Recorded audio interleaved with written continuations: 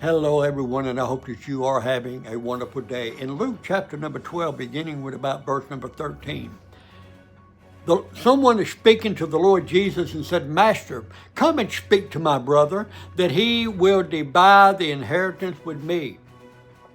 It's kind of humorous because the Lord looked at him and said, man, who made me judge and divider over you? Now, that was kind of funny as I read it, because, you know, the Lord is judge, spiritually speaking. He is judge over all things, over all people. There'll come a time, whether you're saved or you're lost, that we will have to stand before God and give an account for the life that we lived.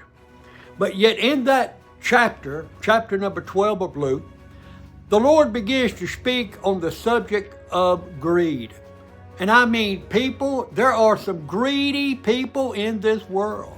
I'm reminded of the story, I'm sure you've heard it before, about the man that had so much money, but yet he was so greedy, and he said, I'm just going to take all my money with me when I die.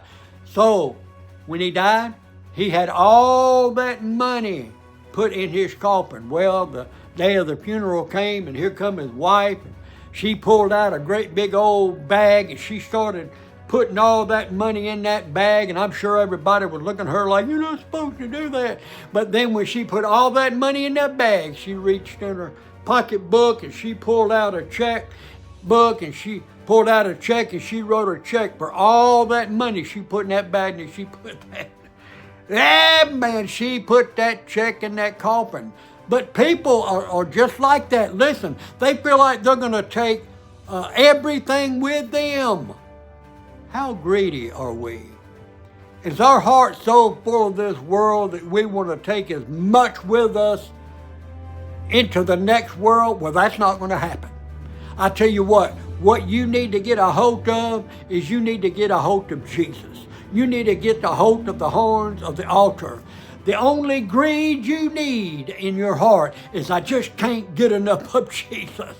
Take the whole world, but give me Jesus. I mean, people are so greedy. Listen, they'll take your last $3 bill if you got it in your hand. That's how greedy people are.